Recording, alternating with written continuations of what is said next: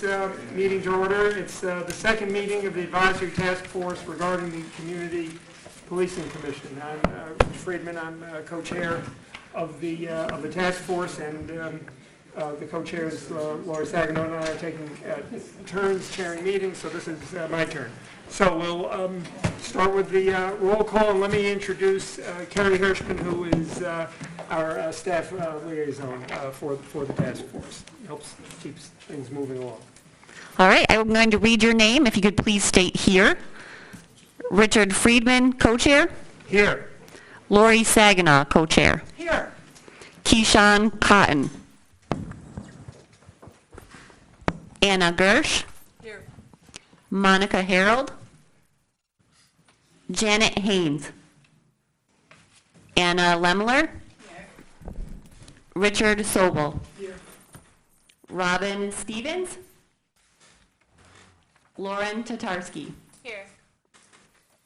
Dwight Wilson. Here. Councilmember Kalsapapi. Here.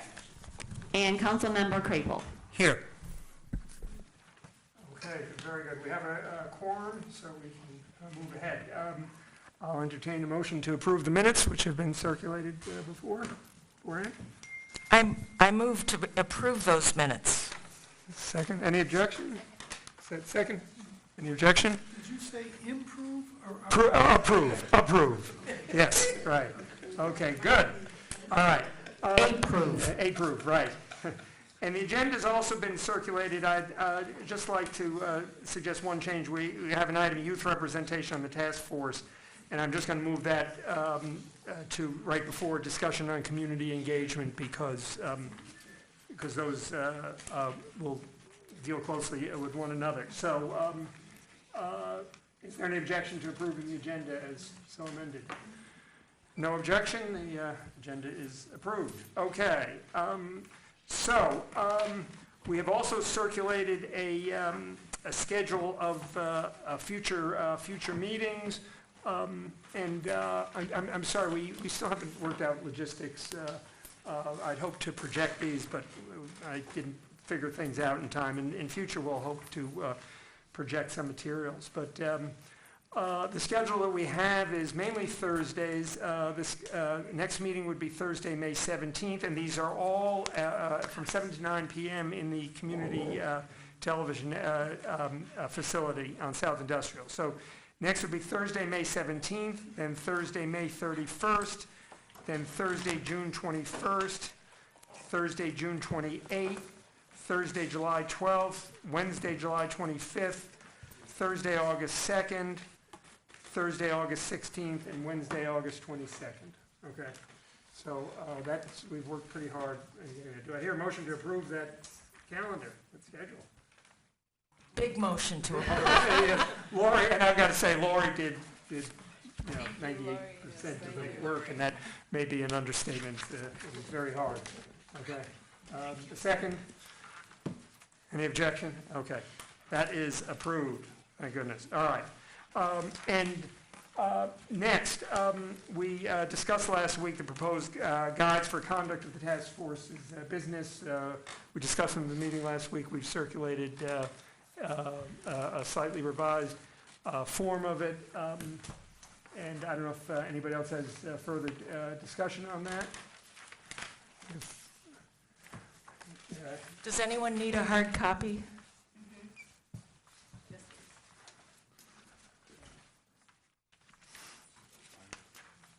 So this is a guide just for the conduct of the task force's own business.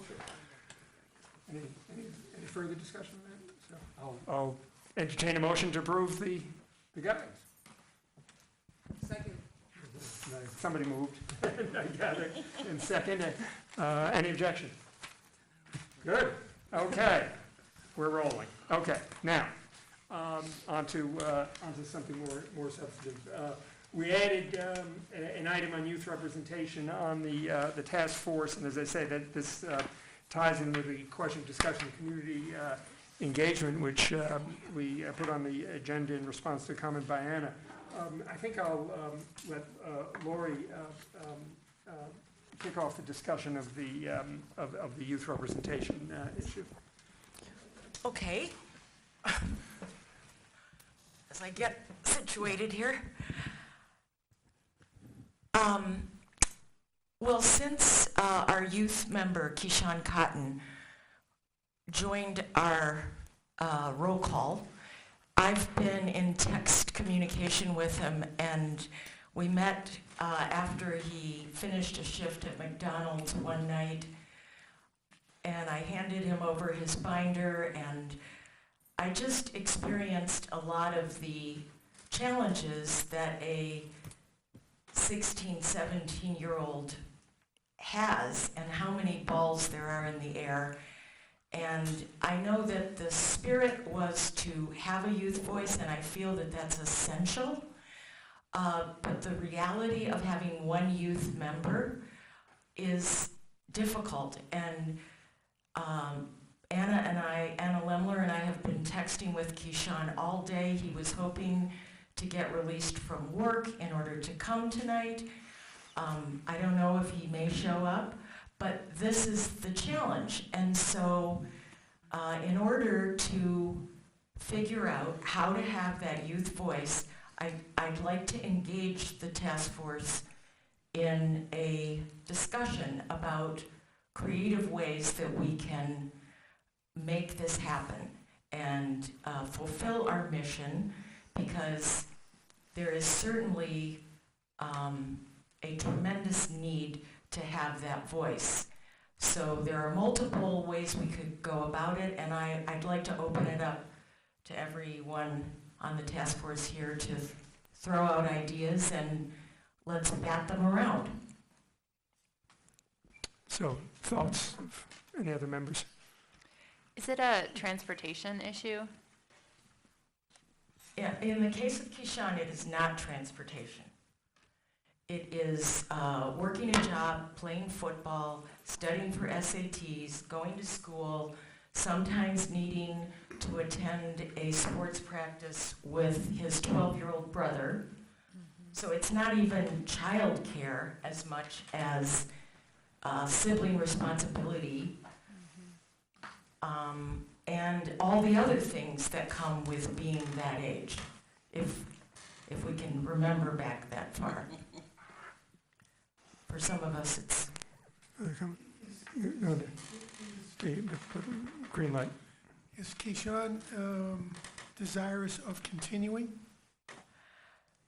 Or is he asking to withdraw?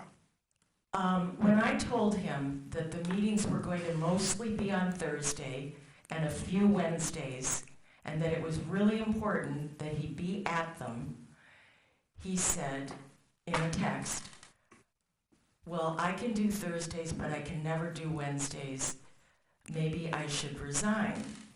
And I responded and said, well, if you feel that it's stressing you out and it's it's a big burden, we're not gonna stop you. We appreciate you stepping up as you have. And he did. I learned more about his application, that he was quite a strong leader in a youth group at the Neutral Zone that was surveying other black youth about their experience with the police. So he had a lot of leadership in that endeavor.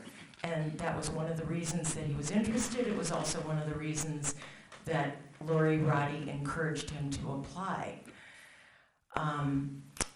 So then I said, Keyshawn, if you want to stay on the task force, we are going to consider maybe a group of you who could tag team and rotate, and you wouldn't be the only one. And so if you couldn't come on a Wednesday, one of your peers might be able to. But those are just ideas, and until we propose this to the city council and to the city administrator, we can't make any of those changes. But we'd like to explore them, because you are important.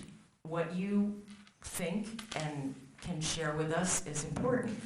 So we want to make that effort. So does that answer the question? And if I can add, if I understand from what you told me, Lori, Keyshawn responded enthusiastically to the idea of having, the way I thought of it was that there would be alternates, basically, that there would, if he couldn't make a given meeting, then if there were, say, 3 others, one of them would take the seat, and the 4 of them could be a panel to discuss matters. But we obviously couldn't do anything about it without the city council approving it, but if the sense of the task force was that that was a good idea, maybe the city council would. Anna? Thank you. I think that it would be great to create a team like that, and I think 3 to 4 would be wonderful. So in my role as manager for the Juvenile Justice Youth Advisory Board, this is half of my job, is trying to ensure that young people are able to show up, and the barriers are incredibly high, especially for the young people that we are trying to engage with on this particular matter. So to have one voice, generally, for Keyshawn to even represent all youth is already a challenge. But I think that it would be great to get 3 to 4, and I have relationships with young people who are interested in this topic, who have direct experience with the Ann Arbor Police, who live in Ann Arbor. So I don't think it would be that big of a task to do. And thinking through the structure, I think that a question that would need to be further fleshed out is thinking about if only one person can vote, can all 3 or 4 sit with us so they can engage in the dialogue? And then when we are voting, maybe there's just one voter, and there's some form of hierarchy. Keyshawn's number 1. If he's not there, then number 2 votes. Whatever it is. But they would have a moment to decide. Somehow quickly make some consensus before actually voting. Sorry, just one other quick thought about that is that I also was thinking that, so how adults lead our meetings is not usually youth-centered or youth-driven, and so it's part of our responsibility to ensure that we are actually truly welcoming of young people if we want their voice to be represented. So one of the things that I also would be happy to offer is to meet with them in the off weeks so that we can actually engage this really challenging, heavily jargon-filled material so that it really makes sense and that they really are making well-informed votes. Okay, thank you. Other comments? Anna Gersh. I wonder if it wouldn't be helpful to, and I'm not sure what the logistics of this would be, but to open a forum like a Facebook page or something so that multiple youth could contribute to the conversation.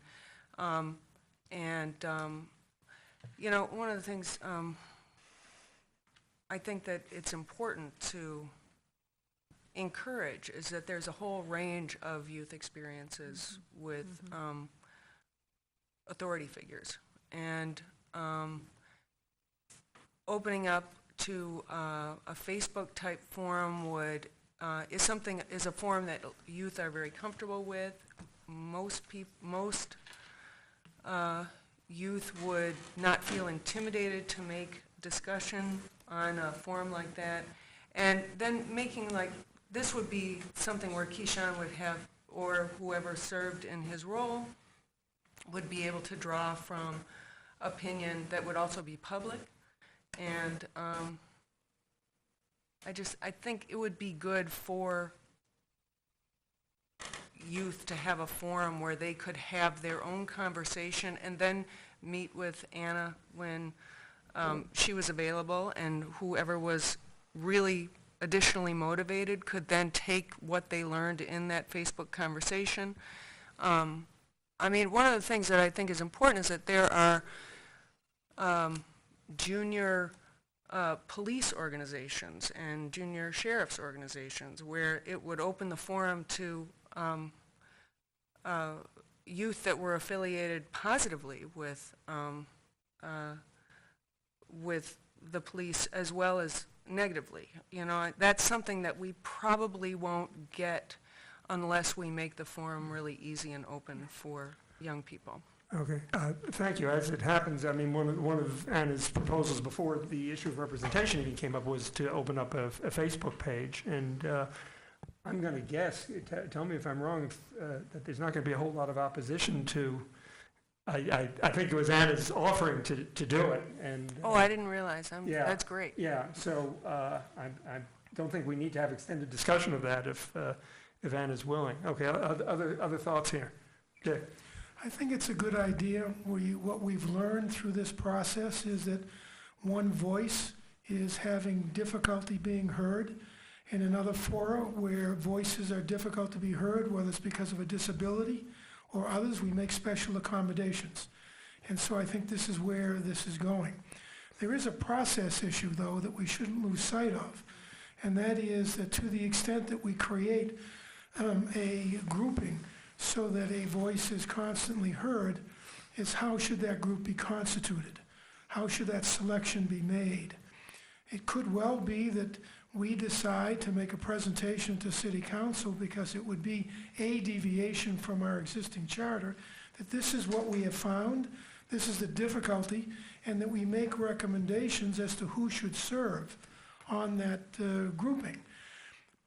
For example, there may be many kids that want to serve.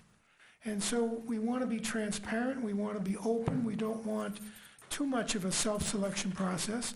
On the other hand, we want to do this with the utmost speed so that we don't end up with somebody coming in, 3 or 4 meetings in and we've made so many decisions already. So I think that that's what I would want us to grapple with, because it does seem, at least for the people that have spoken, there's a consensus around making accommodations so that voice is heard by us and by the community. But I don't want us to lose sight of the process. So there's a need for speed. When is the next council meeting, if we were to propose something or suggest that members propose? When is? Monday. On Monday? And could something be done to put it on the agenda for Monday if we were able to act quickly?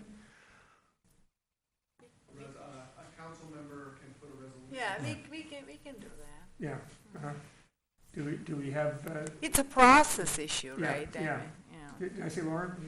Yeah, I was just thinking of the thought I had when the young man shared at our last gathering was potentially a listening session where we go to them, where some of us choose or take on the task of representing the youth voice by going in to where they are, meeting them where they are. Now, the problem with that is school is out of session, which works against us.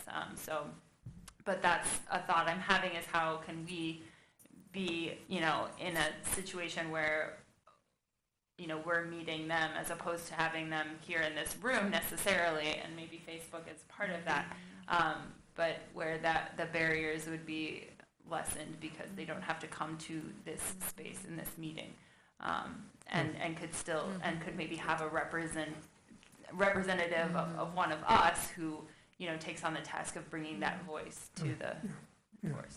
The public schools are still in session. Sue me. yeah. Great. Mr. Yusuf Rabi, myself, and Ann Bannister did this after the Blake Transit Center incident, because that kid lives in Arrowwood, and we did go and meet with maybe 15 youth there. And I do strongly believe that going is how it works, because this is very race, class, privileged way of looking at it, and I just see when people come for commentary, it's people who have time and who have the transportation, and people who are struggling don't really, so it really limits political voice. That's one thing I have really learned looking at who comes to speak to us. So I think that might be a good idea, but this whole television business is a problem. Otherwise we can have it at, let's say one of the meetings is at the Arrowwood Community Center, and so we go to them instead of expecting them to come to us. I really like that idea of, and also one other issue, if we can't change the rule to get kind of a tag team or a group of youth representing one seat, one other option would be to have kind of a public hearing or session where it is dedicated to youth who want to speak to us on then it's more freer. It's not like self-selection. People who want to come and communicate, that might be another option. It's not either or, Yeah, but right. maybe one. Yeah. Okay? I mean, there are two aspects to this. One is representation, having a formal voice, and the other is whatever form of consultation that we want. I think the second part we can deal with over time. The first part, if we're going to do something, would be good if we could do it quickly, because at least have it resolved by our next meeting. Graydon. Yeah, I was just, as I expressed to you and Lori, I think this is a good discussion to have, because this is something, when the commission's actually stood up, is going to have to deal with, and we're going to have to think about, how do we want to engage youth? How do we want them to participate? How are we going to do that part of the community along with others? Because it's going to be challenging. Because I agree, 16, 17-year-old kids, they have a million things going on in their lives, and it's difficult to come into a meeting, at City Hall in the evening with the challenges they have. But I think, we can note that we may not solve them here, but we can begin the process of trying to figure out what's going to be the best way to especially ensure when the full commission stands up that there's some answer, at least a starting point of how we're going to try and do that. Because I would agree, I think, with Sumi that it would be good, maybe the full commission can't go to the youth experience, but maybe you can take part of it. You can get a subcommittee to go and engage, and then that way, maybe the television isn't, or televising it isn't as much as an issue, and we can record, and there's some type of community engagement like that as we go forward. So, go on, Dwight. If we need to bring something to City Council, I'm in favor of there being a team, and that we ask if we can have a team of students, of youth who are representing one particular seat here. I don't know how long it would take for us to get those people together, but if we need the resolution ahead of time, we can do that. Yeah. Because we only have, 3 days in between? Yeah. Right. I would volunteer if I were going to be here through much of May to help Anna, but we've been texting for I don't know how long, and if I can be of any service to help her, since we're thinking about her being a point person with the youth, but I can't. I'm only going to be in my own bed 3 times in the next 3 weeks. Goodness. So. Okay. So let me make. Wait, I'm Anna's sorry. Anna. Somebody, Anna, yeah, go on. I didn't see. Yeah. Sorry, I just wanted to respond. I didn't bring up the Facebook page because I'm actually thinking of these conversations as separate from a community engagement. There's an agenda item where, Lauren, I think your idea fits totally in that. We also don't, and I'm making assumptions, we may not be representing undocumented people, people experiencing homelessness, people who have been incarcerated ourselves. So I think we're missing a lot of people, actually. And we have a very certain, wonderful, rich experience here and a lot of professional expertise, and I think we're missing still a lot as much as we want to believe or feel equipped to represent those voices. So I think there's a lot to still unpack there for community engagement and looking at listening sessions or focus groups with different demographics. And so I just wanted to, so Facebook was an idea more for that, and then not to say we can't use it for the youth position, but just to separate those conversations a little bit. And just acknowledging that the original composition of this board was meant to have a youth voice, so I think I'm just trying to honor that and think of a way to really make sure that still stands. So, okay, good. So let me just throw this out and see if this moves along. I'm hearing 3 separate things that I think that maybe we can move on. One would be the creation of a Facebook page as one means of community engagement to reach various people in the community, but obviously not only youth. And I hear Anna volunteering to undertake that. A second is a more active effort to meet with people from various communities, which over the next several weeks, which will take some doing. And I'm going to suggest that Lauren and Anna and anybody else who wants to spearhead that and come back to the task force by the next meeting with a plan. Could be before the next meeting.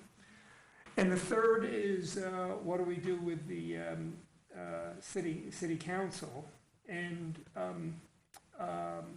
well, obviously, I'm going to suggest that Sumi and Graydon and I'll say Anna, and if there's anybody else who wants to consult and come up with a proposal to city council for some sort of panel. I think because Keyshawn has already been designated, I'd rather, as Anna says, to have him as the first, in other words, to have the others as alternates. And express our hope that somebody, that the panel would be in place in time for members to attend the meeting of May 17th. Is that heading in the right direction? Yeah, Dwight? I want it to be clear to Keyshawn that we're not disappointed in him. Yes. We're disappointed in ourselves for not recognizing ahead of time. Yeah. That we needed to support him better than Yeah, we did. yeah, and I think, I mean, if I'm understanding the conversations that Lori's had with him, and he's the one member that I haven't met, but that he doesn't feel pushed and that he affirmatively welcomed the idea of the backup, you know, and so I think this, if it's designated as alternates to provide backup, I think he doesn't get pushed to have. Okay. Any further? Yes, Anna. I was just going to say really quickly that I'm inappropriately behind the scenes texting with him, and he's on his way, whatever that Okay, all right. actually means. So That's good to know. FYI. Okay. Yeah, okay. So I've sort of made a motion or have raised a proposal. I'm not even sure that we need to take action on it tonight if people think that if it's the sense of the meeting, that's what we should be doing. Yes, Lauren. Yeah, I just support the idea of the council members presenting a plan for a team of youth and having that happen Monday would be great, I think. At least so we have the option to vote. Yeah, okay. And I guess I'd like to add that we're open to learning what the technicalities of that team might need to be in order to fit with the guidelines of the task force. But the point being that it's a lot of pressure on Keyshawn at many levels. And if he's on his way, that's incredibly great. But I've only talked with him in person one time, and we all know that texts are not sufficient ways of communicating. So I don't want to take the idea of a team off the table until we've really had a chance to talk with him in person. I also feel that there's huge learning and value to welcoming youth to this endeavor, and that it's very important as a community that we show that. So yes, we need to go out and meet with as many groups as we can in this community, and we can do it because Rich and I met with every one of you before the first meeting. So if people want to champion meeting with different groups, I highly encourage that. And that's the beauty of having most of our meetings be every other week, because it gives us that time in between. So, I take Dick's point that we want it to be as open as possible. On the other hand, if we're going to get other backup people, it's got to happen quickly. So I'm not sure what the process is. Can I say one thing? Sorry. I would like to just sort of reiterate the idea of having a dedicated to youth Facebook page.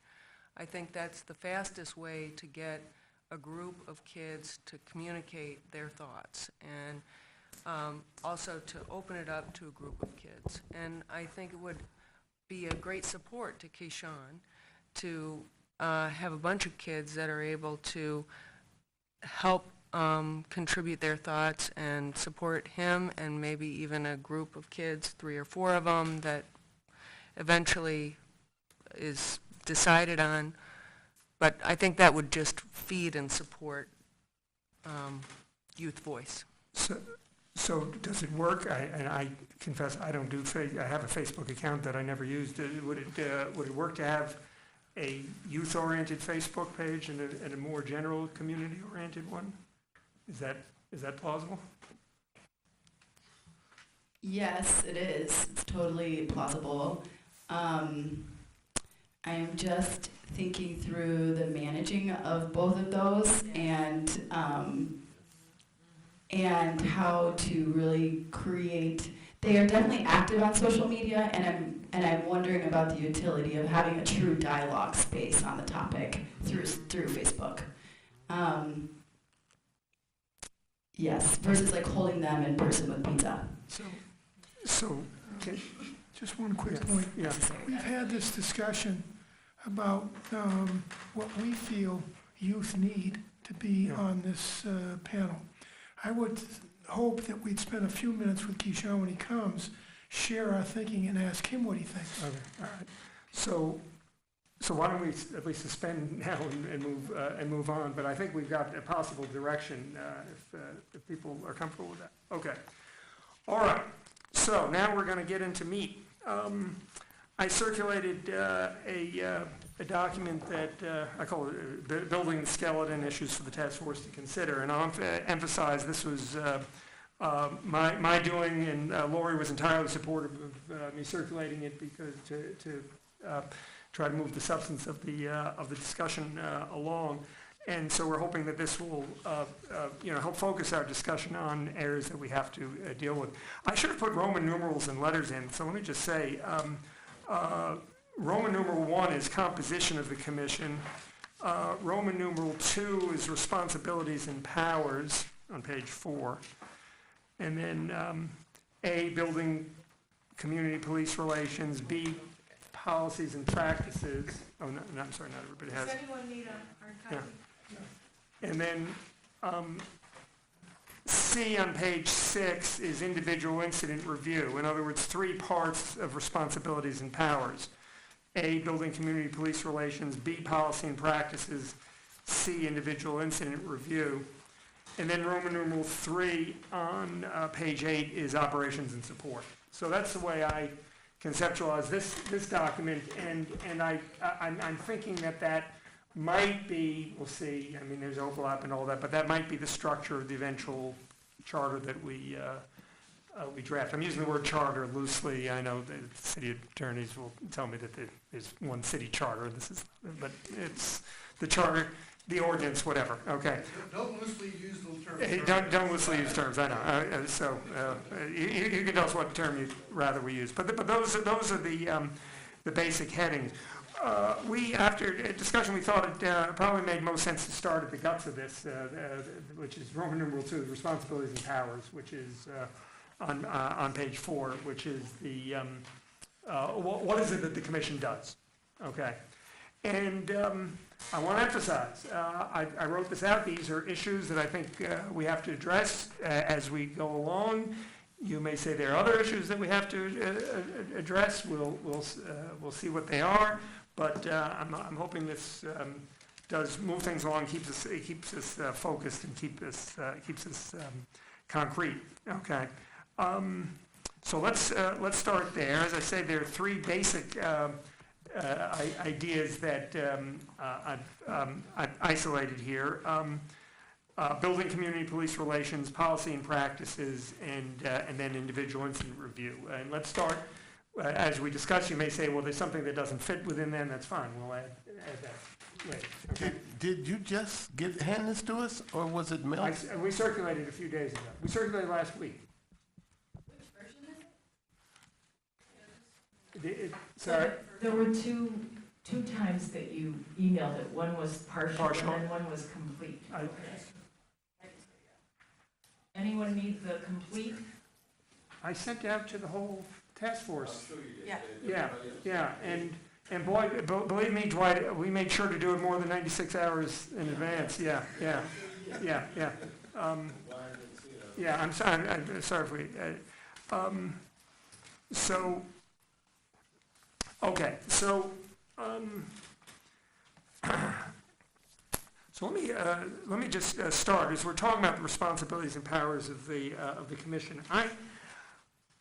I believe that under our mandate from the council, we're talking about an advisory commission. Anything more than that would require an amendment to the city charter, and I think would be difficult. If after we discuss advisory powers, there's disposition on the task force to discuss more, we can do that. But I think we do have to bear in mind that amending the city charter in that respect to say give disciplinary powers to the commission, the actual power to impose discipline, something like that, would be very difficult. My guess is there's no disposition on the part of the city council to adopt it.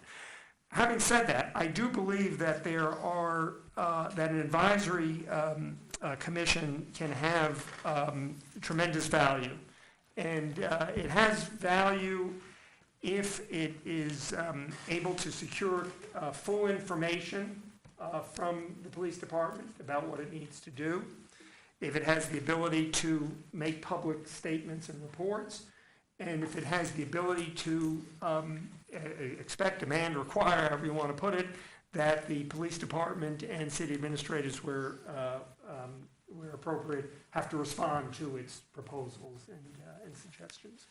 Yeah, there are, Go ahead. just as legally we can't use the word charter unless it's in a certain context, there are words that I don't like at all, and one of those is advisory. Mm-hmm. Yeah. I chair an advisory group. I've served on a number of advisory groups, and they have absolutely no teeth whatsoever. Do we give advice? Yes. But I would just as soon steer away from the word advisory, just as when Hillard and Hines said to us that they felt we should be concentrating on the soft skills. Yeah. I don't like that word. Yeah. And if we can find something else that has more substance, I would appreciate it. Point taken. I think there's no need to use the word advisory, and I do think that if the commission is given distinct powers, as I said, a power to investigate, demand information, the power to publicize, the power to demand response, then it has significant value. And there's no need to use the word advisory. Yes, we can avoid that. Okay. So, yes, Lauren. And I was just looking over the different ways this is set up in different parts of the country. One of the things I noticed was it seemed like there were some of these, review boards, if you will, who were mostly responsive. Like to a complaint came through and it was a reactionary responsive, and then there were others that had the power to also or were tasked with also preventative measures, with things of creating communication in the community, of getting of having an influence in relationship building, in training, and having a broader, and I kind of, in my mind, they were like categorized in those two ways. And to me, to have something that is simply reactionary is, of course, helpful and important and can inform policy going forward, but my sense is, why wouldn't we want to get ahead of it and give some preventative tasks and authority as well? Sumay? Yeah, I think that was in the spirit of the city council's desire to see proactive work done in terms of whether we are going to look at police department's policies, whether it's use of force or what kind of information we are collecting and what kind of information we are not collecting. So I think we are not going beyond what actually we were tasked to do, is to, as you say, it's not just reactive. There's an incident and we move from one incident to another investigating, but we also want proactive, to have progressive policies in place, right? So, And- yeah, go on. Oh, I was just gonna say, it sounds like with the recommendation of the, what was it referred to as? I took notes because I don't know all the complete terms.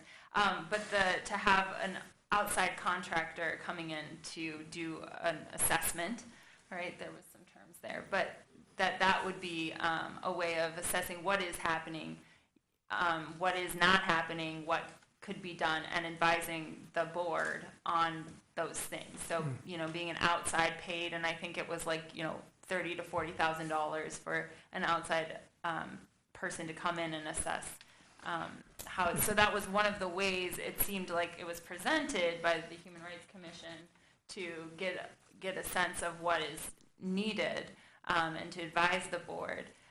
But I think part of what I was just pointing out is from the examples, the powers that are invested seem to be either limited to responding to things that have already gone awry, as opposed to getting ahead of it. And so if we're thinking of how do we want to direct or give power, I would love for us to think about the getting ahead of things powers. So let me say, I agree with Sue Me that is within our mandate, and you'll notice that under responsibilities and powers, I've got A, building community police relations, B, policy and practices, and then C, individual incident review. So that's been my conception, and I'm not sure there's going to be anybody taking an opposing view to that yes, we do want the commission to be able to get ahead of problems and to develop communications.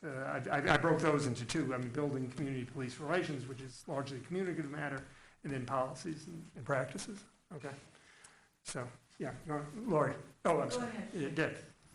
I think there is a consensus around reactive, and that is we react to events, and proactive, and that is whether it's prophylactic, whether it is those things that will prevent or help prevent the events that we don't want to react to. But I think that as I look at this, the fundamental question that I think we all have is, how do we learn what information we need to make recommendations? I have no idea, sitting here today, how the police operate, what data they keep, what data they don't keep, how they train, how they don't train, what the good practices are. That piece is very important if we're going to be effective and we're going to work in partnership with the police and with the community. So the learning curve for us is steep. Once we decide how we're going to learn, I think we will become a much more effective body and have a much more legitimate basis to make recommendations to prevent the events that we don't want to react to.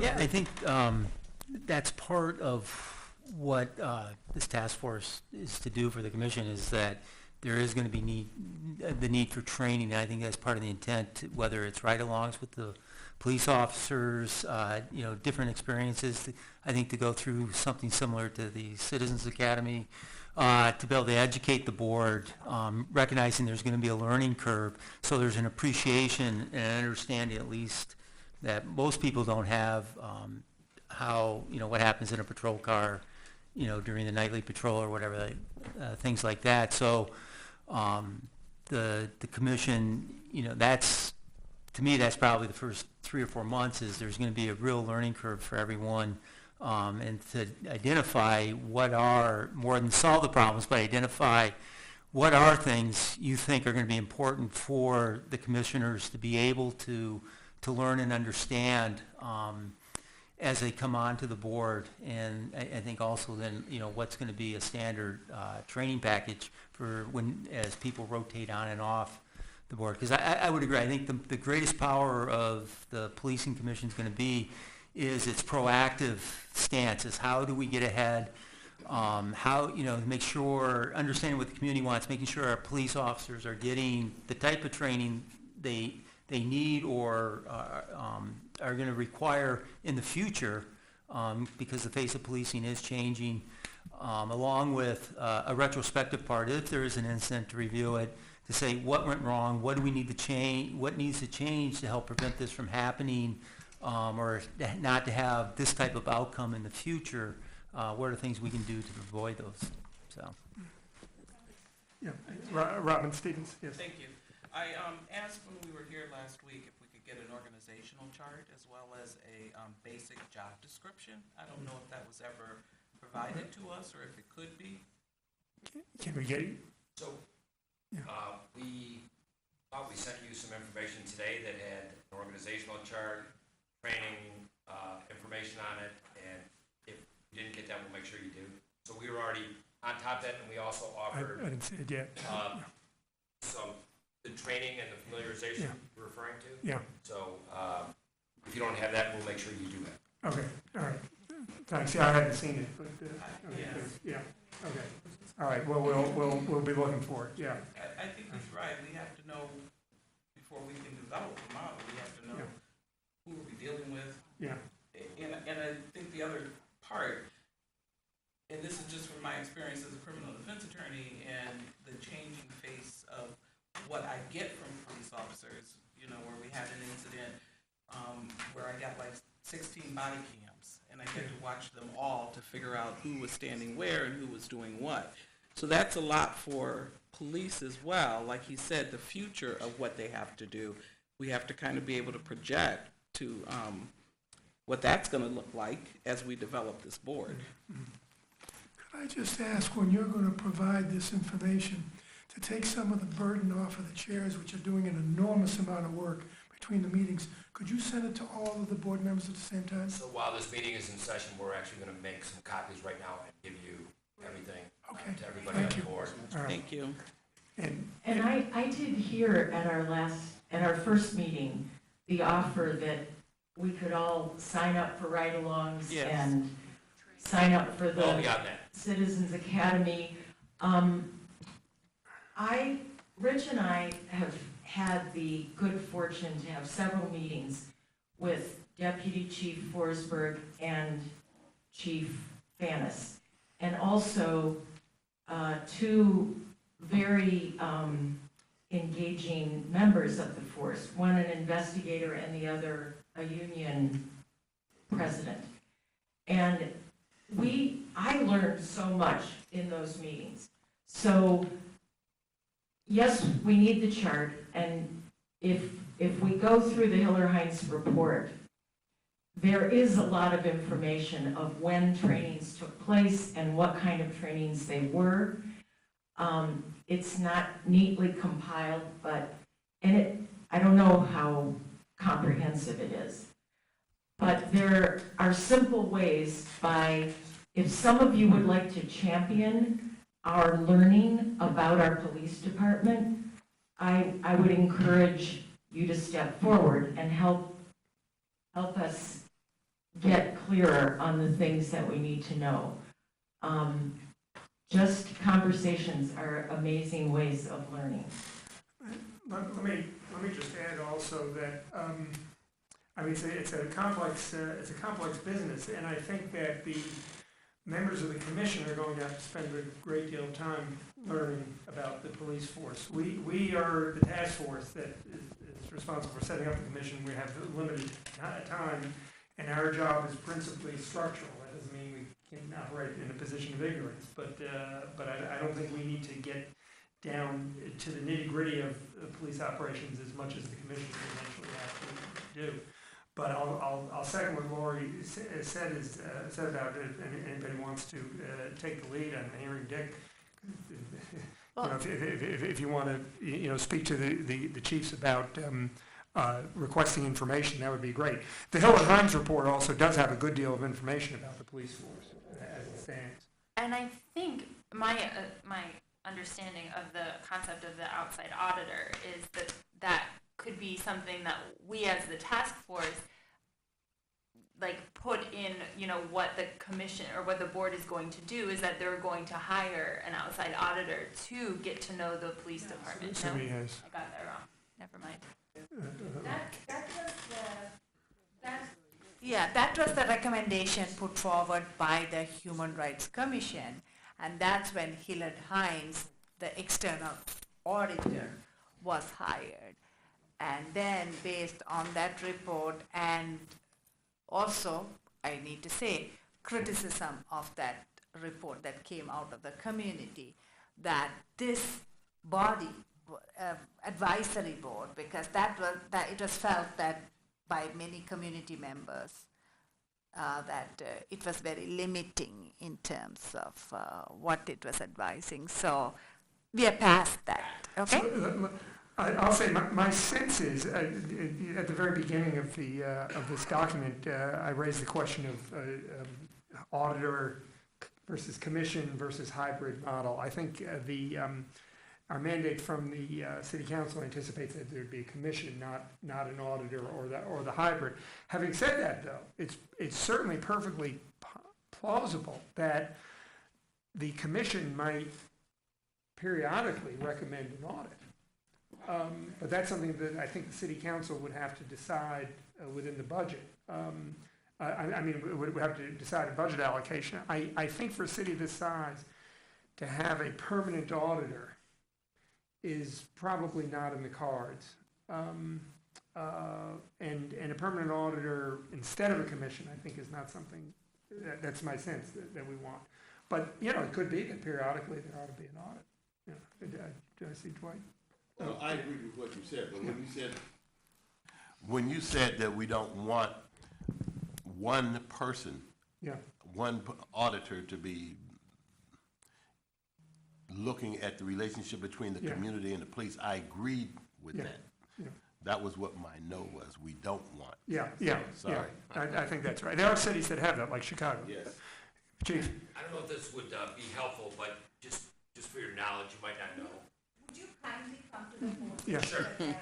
Is that in July, we have our final hearing on accreditation. Mm-hmm. So there's a group called CALIA, Commission on Law Enforcement Accreditation. It's referred to as the gold standard. We used to be CALIA accredited when we got the big budget cuts and our department shrunk considerably in size. At some point, we decided not to do it anymore because it's kind of expensive. But we reinvigorated that process. We're most of the way through, but it's a national organization.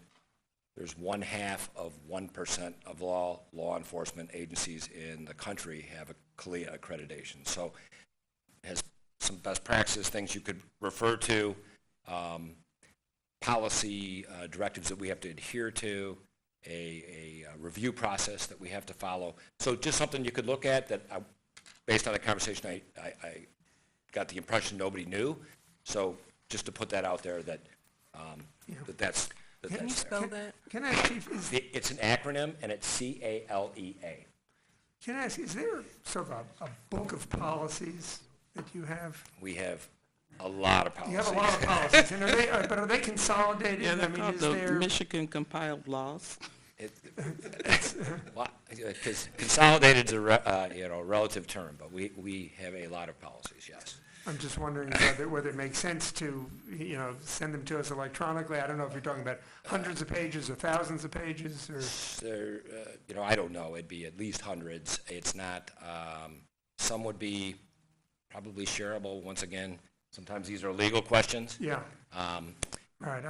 Maybe I can follow up with you later, because that might be useful. I was actually going to ask a separate question, so unless anyone has anything. No? Okay. I just have a bigger macro question. I'm trying to figure out, as it relates to both process and our time over the next few months in this conversation, I'm trying to figure out what, I remember you saying at our last meeting that what would be helpful would be to see what agenda items or what main things we're trying to accomplish in each meeting. Is this the list that you are considering that would be, how are we going to generate that? So, right. Yeah. So my hope has been that we would work through these issues. And when I say work through, I mean discuss them one by one, trying to keep focused on them and see what kind of consensus we have. Okay? But try to focus on particular issues. And when we work through the entire document, and with whatever other issues people raise, then we see where we are. Because if we've gotten a fair amount of consensus on these issues, then we have I use the word skeleton, we have the skeleton of the commission, and then it would be possible to present actually draft language to the task force and see if we adopt it. But my hope was that this would be, and Laura used the term a roadmap for where we're going over the next few sessions, however long it takes. Okay. Thanks. Okay. All right. So if we can, then let's. I'm going to take that as a segue. I mean, let's talk about building community police relations. As I wrote here, I mean, we can state a general expectation that the commission should work to build understanding, communication, relations between the police department and the community, especially vulnerable segments of the community. And I think I'll state my view. I'm guessing there won't be a lot of disagreement that it would be a good thing to state that in general terms. And then the question is, what more should we do? Okay. And I presented a few possibilities in the middle of page 4. And let me, as we think about this, let me just say there are levels, possible levels. One is to say in the governing document, the commission shall. This is what the commission is required to do. A second is to say, here's what the commission may do. You know, just as an example, we give general authority in this area, but here's something that we're highlighting, and it may do. And the third is, I'm assuming that we're going to have an accompanying report, and it could be that without actually being in the governing document, the report just mentions something as an example. Okay. The reason I'm saying this is because and when we as a task force say, well, this is a good idea, the commission should, we have to think hard, do we really want to say the commission should do this and we want to bind its hands, or do we want to empower and leave the commission itself to decide? Okay, and sometimes we might decide one, sometimes we might decide the other. Okay, so I mentioned hold listening sessions with community groups, facilitate restorative justice circles with participation by community members, police officers, make a priority of generating youth involvement, including working with organizations such as the Neutral Zone. Do those seem good? What else? What different? I'd like to hear discussion of that. What is it that we should say that the commission should do or must do to build better communications, understanding, relationships, however you want to phrase it? I think I saw Lauren.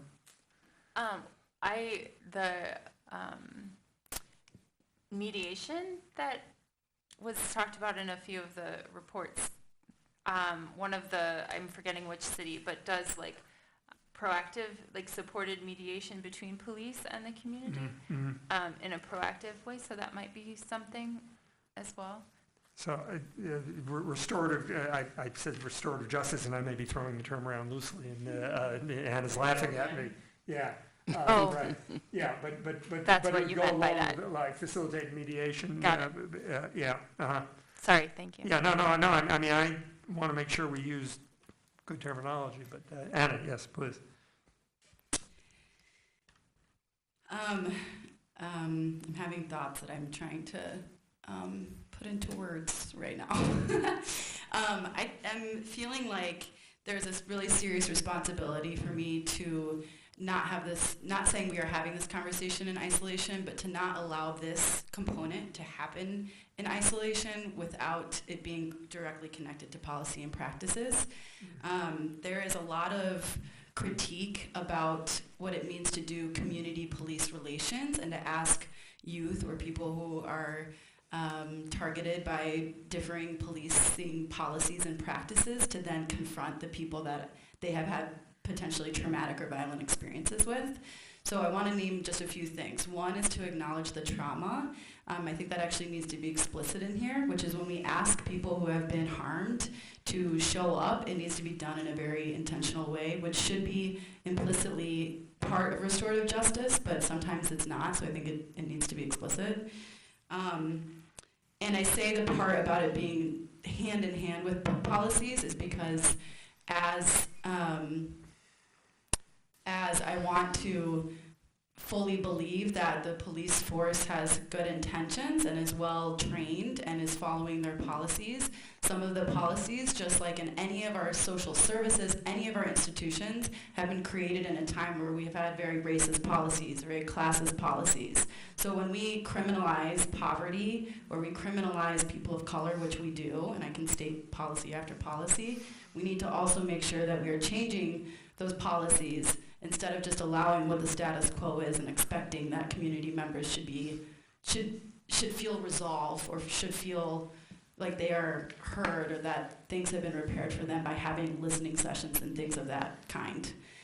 And my last thought, and I hope this is making sense, is just a sense of accountability. So what happens with these listening sessions? What happens with these restorative circles?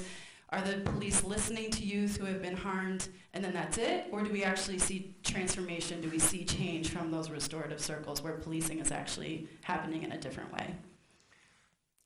I'd like to second that. That putting people who have had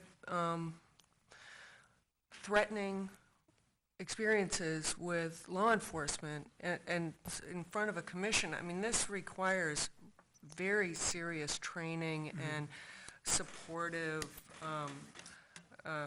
resources. This feels like we're dabbling in a situation that I don't know if we can expect people on the commission to be prepared for it unless we intentionally target professionals.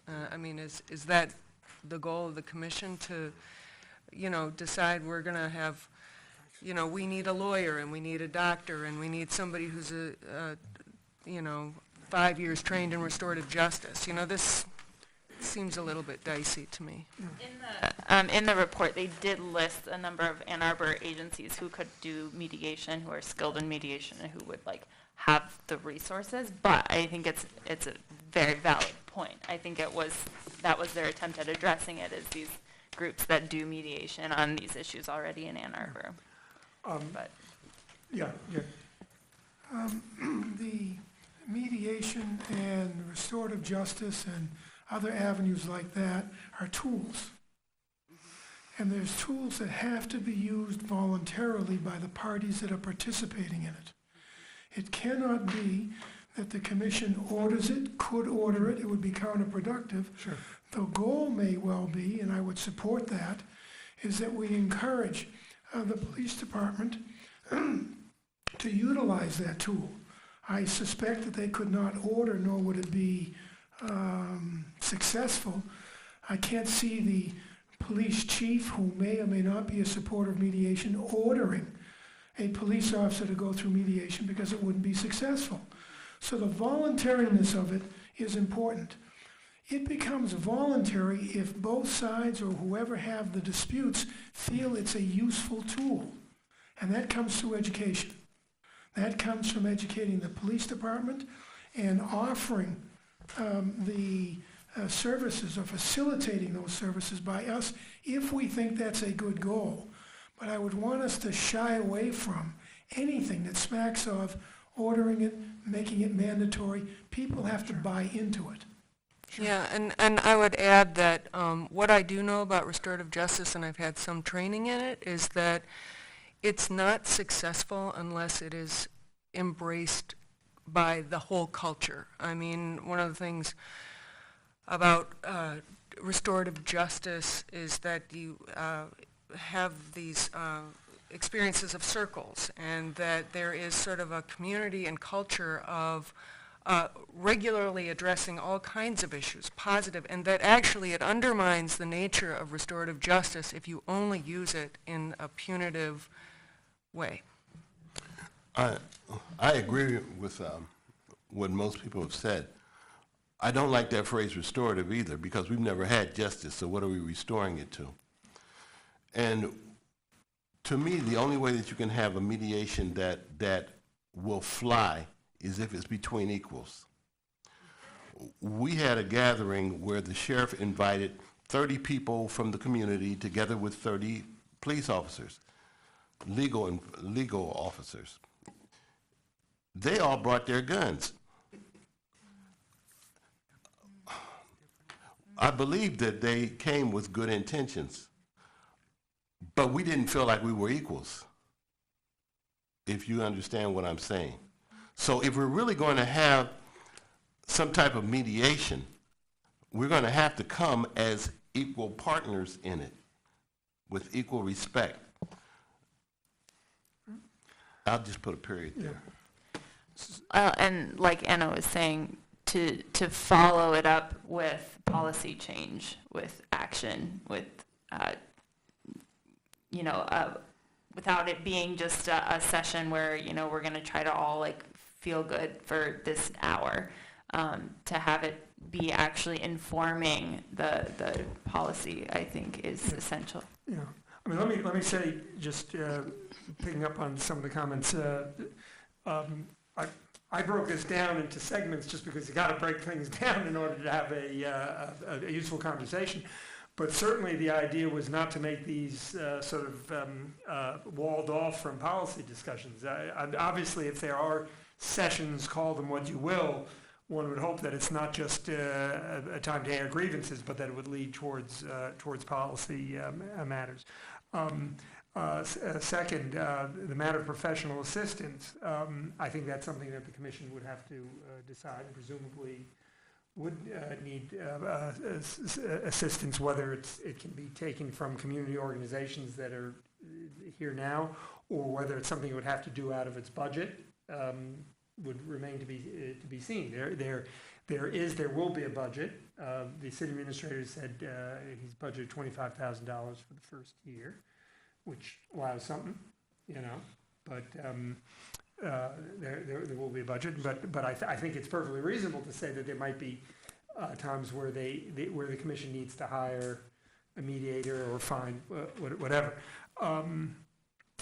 It's got to be done within limitations. Or I also feel that those resources are in the community. That's right. And the commission can call That's right. On whatever. Yeah. So that's something that yeah. And let me just say also. I mean, when Dick says it's got to be voluntary and Dwight says it's got to be equal. Yeah, I think certainly in laying this out, there's no intention on my part to suggest that it would mandate something that mandated. It would be something that the commission would facilitate. Yeah. So, Lori.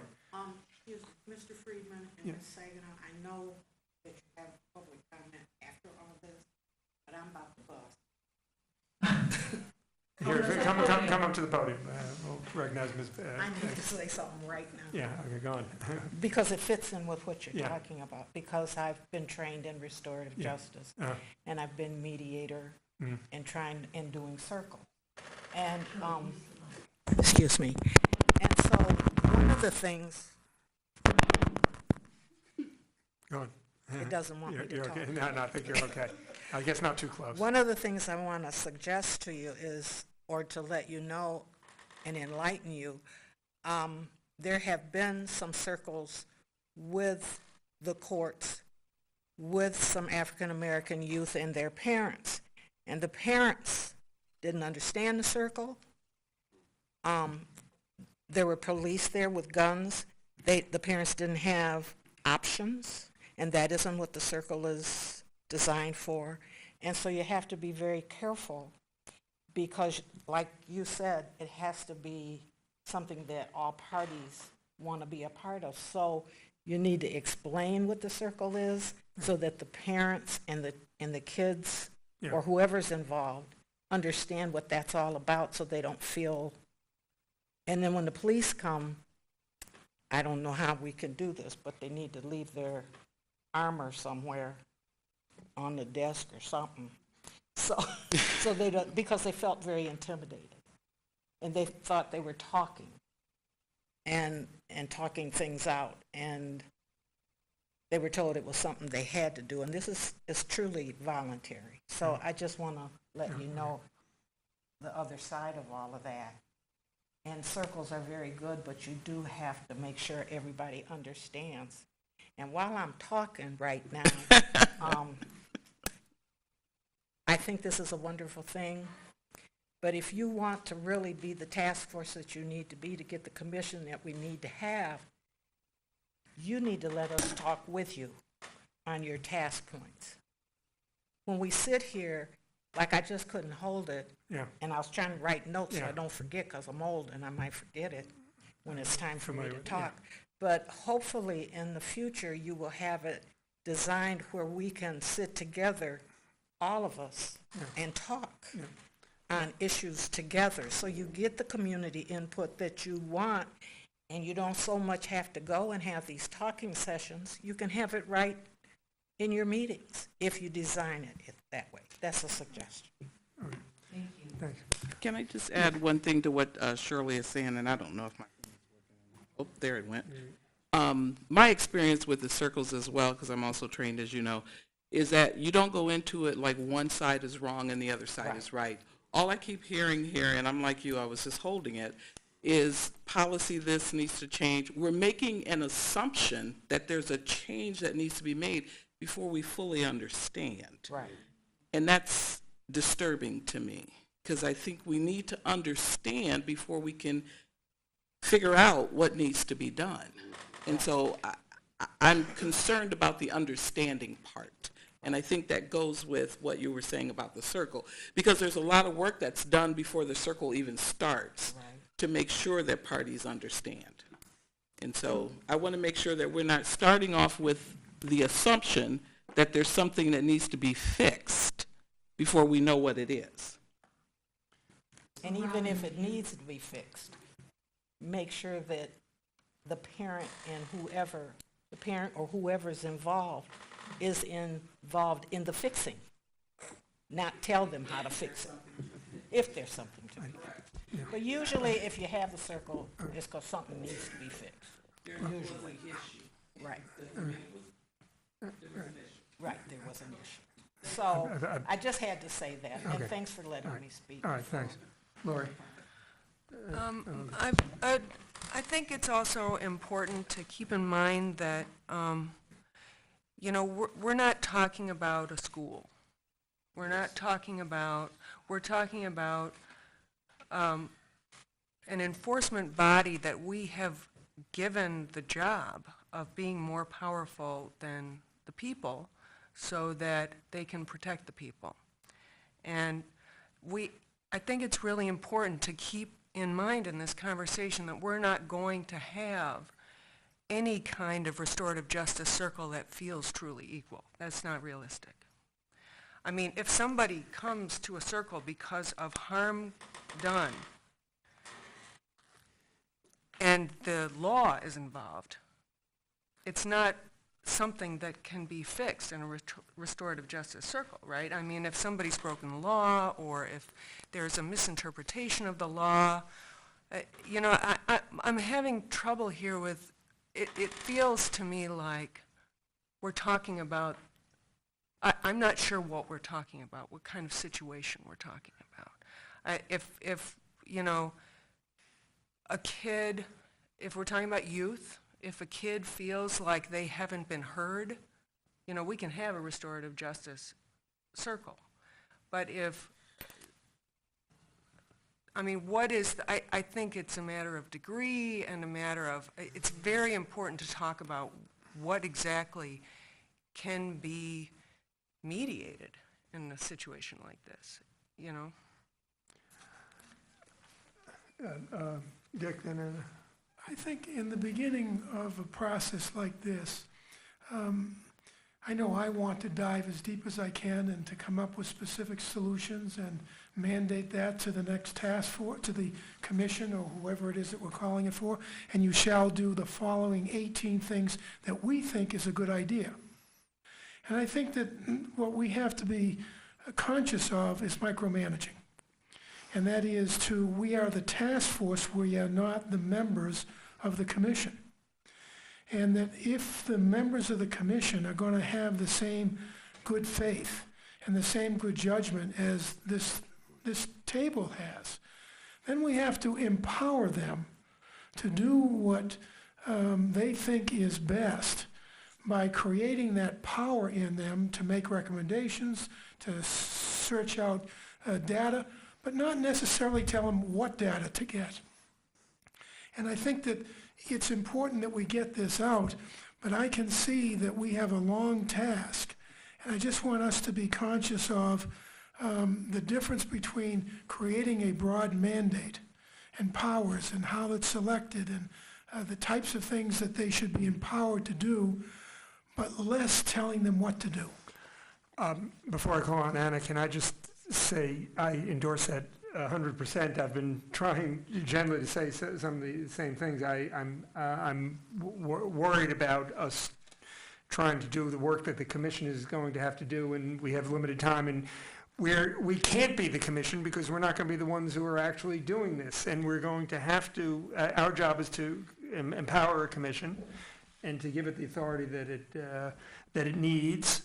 And whatever we say, either the commission is either going to have people who take the job seriously and do it well or not.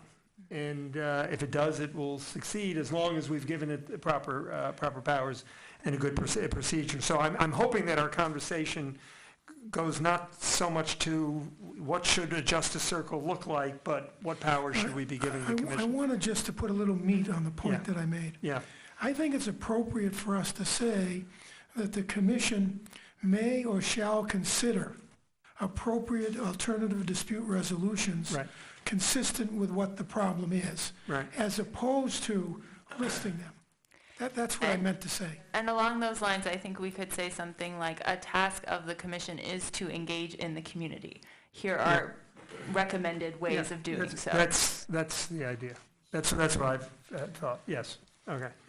Yeah. I was just going to, similarly thinking of the balance of how do we put some kind of overarching thing in there, but have it be substance other than like use restorative justice. Yeah. I, as a restorative justice practitioner, have colleagues over the country who are doing restorative practices in courts and police, and so I was going to just offer to compile that so that that can also be used for the board. We don't have to mandate certain things, but that can just be a resource. Yeah.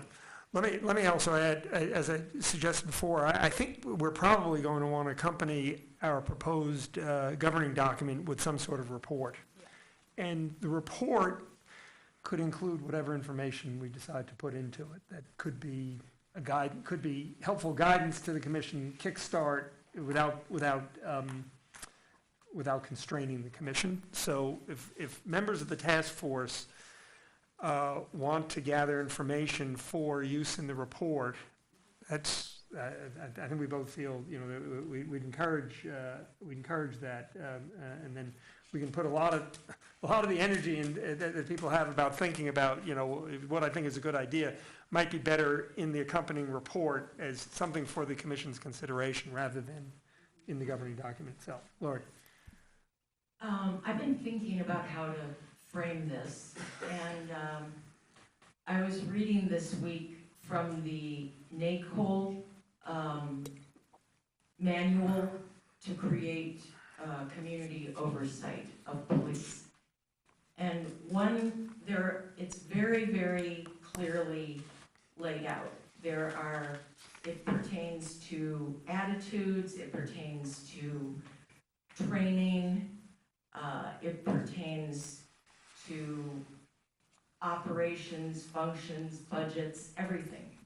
But it made a list of the things that have to be in place in order for the commission, or whatever it's called, to really be effective. And one thing stood out to me, and that is to humanize every aspect of what it is that's being dealt with, which means humanizing everyone, which means humanizing the police as well. And what it really made clear to me is that the commission is a conduit. And a conduit is a connector of two things. And the communication through the conduit goes both ways. And one of the things that I felt I discovered in having those police meetings, the few that we had, was how much I didn't understand about the police and the challenges that they have internally and with the community, and also that there is really no body that exists prior to this commission that really focuses on that relationship of community and police. It comes to council when there's an incident. It could come to the HRC in some form. But that's all reactive. It's not the proactive part. So that's where I really want to put my energy, is designing the conduit with the help of our police department and our community so that we really can become different and have a better connection and have better communication and know that it's going to go both ways. So if we could keep that in mind with everything that we discuss, I feel like that's my vision. I've got that conduit image in my mind. That's the frame that I want to use in approaching this skeleton that Rich has cranked out so arduously. Before, I think we're just about ready to move on to the next, I think it's a very useful discussion, which will, and it's all a seamless web, so we're going to be, talking about these as we go along, but I'm just wondering if the chiefs have anything that they want to add at this point. Again, I'm really grateful to hear those comments. You want to come to the mic? Okay. I just wanted to follow up and say that maybe then what we should think about is not just a tab on building community, being out in the community and having community gatherings, but also building relationships with the police. So having that be a second tab here, that I don't.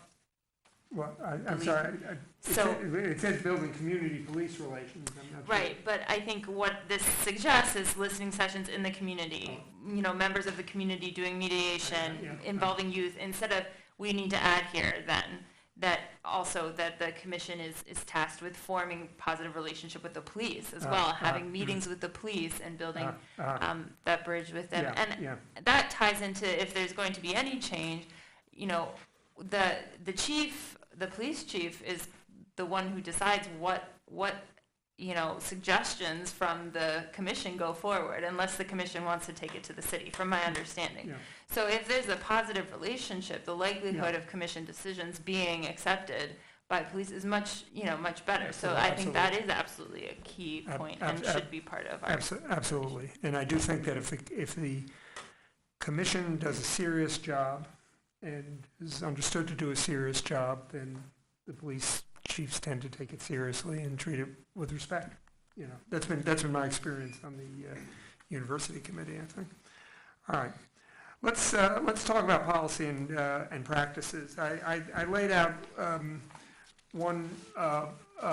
possible set of sort of a structural set of points, and I'd be curious to know what people think about this and whether limitations. But it seems to me, and as I said, to me, I think these are what are crucial, is that the commission have access to any information materials that might bear on policies and practices of and governing the police department and how well the police department is complying with them. Now, I said any, which is a strong word, but certainly some things have to be treated confidentially, but I think any is important. Make public reports and direct also to the police chief, to the city administrator, possibly the city attorney, city council, assessing policies and practices, making recommendations to changes. And then I think it's important that it not just be seen as yammering, but that we get to expect that if the commission reports, then there's a required response, and a response in writing. I wrote, indicating to what extent any recommendations of the report will be adopted, and to the extent they will not, explaining why not. And I think maybe we could add to that, and also the commission can ask that the appropriate officer meet with the commission. So first, how does that sound? That's a big deal, I think. I mean, that's creating a commission that has the right to be fully informed, to speak to the public, which means that when the commission comes up with something, that becomes a matter of discussion.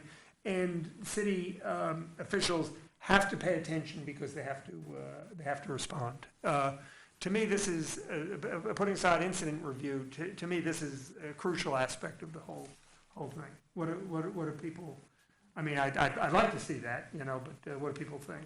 Yeah, assuming. because initially I think in the first meeting, what I took out of what was fundamental to this group you put out was that concept of independence. Yeah, absolutely. Unless it's independent, Yeah, people are not going to trust it. It just becomes a meaningless institution, right? So I think now the second point, I think what you're trying to bring is, I think the common parlance used is teeth, right? I Yeah. mean, this is what you mean by teeth. So it's not a report we write and people can just ignore it and it sits Yeah. somewhere.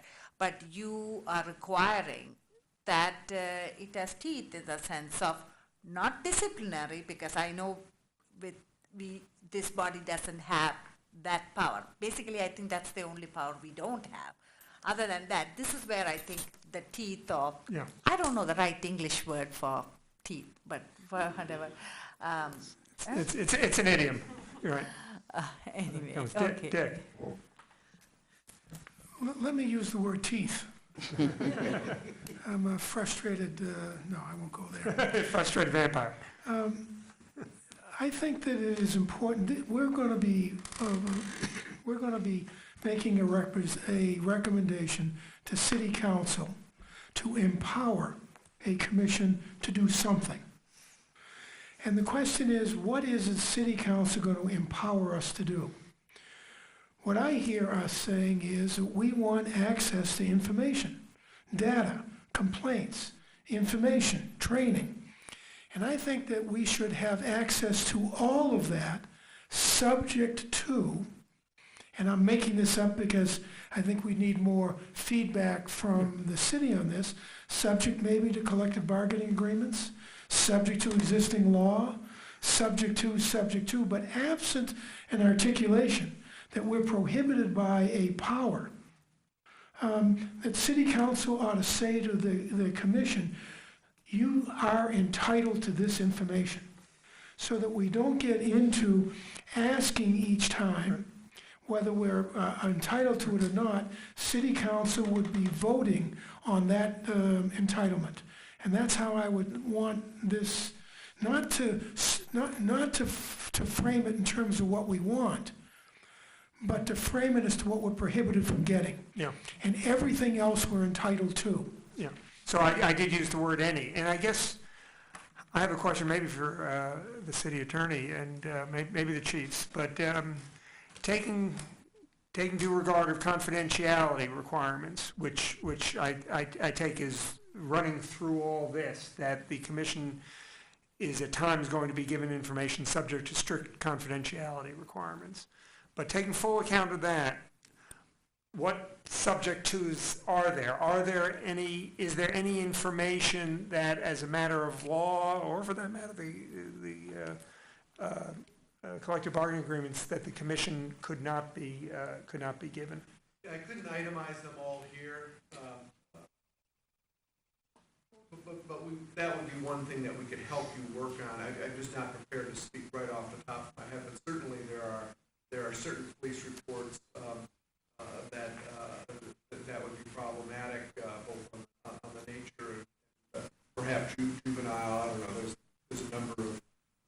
There are certain police records that, as a matter of law, only certain people can see, and a council couldn't empower a commission to add to that list. And so I would have to go through and. Part of the reason I'm here is to take notes, to give myself little assignments on things that may be of assistance. Yeah, no, I think that's an important assignment, if you will, and I think we'd appreciate hearing what I agree wholeheartedly with what Dick said, that I wrote any, and I was expecting maybe I'd get a little bit of pushback from you that, but, subject to this, and we'd like to hear what the subject twos are, because, I mean, my sense is that the city council should empower the commission to get all information that it can, subject to confidentiality requirements. And so, yeah, we'd like to hear from that. Okay. Other thoughts on this part? I've moved to the top of page 5 of the document. Should we provide that as a matter of course, without need for a request, the commission should receive prescribed information reports from the police department. So if we take it that the commission's going to be able to get anything it wants, subject to whatever, the other question is, are there some things that it shouldn't even have to ask for? It just comes as a matter of course. Okay. I suggested all policies are standard practices and changes in them. I don't know, is there a problem with it? Would there be a problem with that? Yes. Uh-huh. There would be some that probably would be excluded, but again, I would have to go through. Yeah, okay. The All right, best we'll thing make is that to part. go through it and talk to the police chief and Yeah. articulate what they might be. Okay, all right.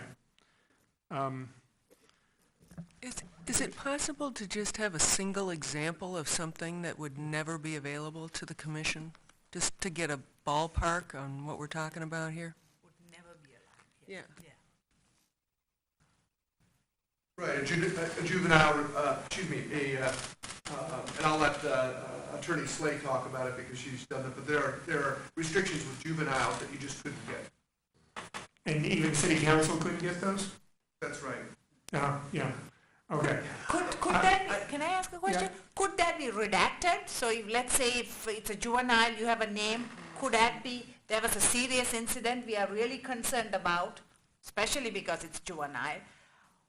Could it be redacted so we don't know who the name is or where the incident took place, so that it's for confidentiality, correct? Could you kindly come to Yeah, the go, podium? please come up. Thank Yeah. you. And why don't you introduce yourself for the camera? Oh, hi, everyone. I'm Ariane Slay with the City Attorney's Office. There are some instances I think we could offer redacted reports. It probably will be a case-by-case basis. Sometimes just giving the venue of an incident may tell everyone who was involved.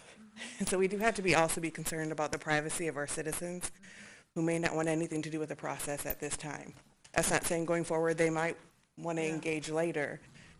Yeah, ma'am. What if when you set up the Police Oversight Commission, everybody signs a confidentiality agreement? Then this whole issue of confidentiality doesn't come in, right? That whatever, it's like us city council members going into closed session. We can't divulge anything that goes in. So wouldn't that work if all the members of the commission sign a confidentiality saying that everything that they're shared with?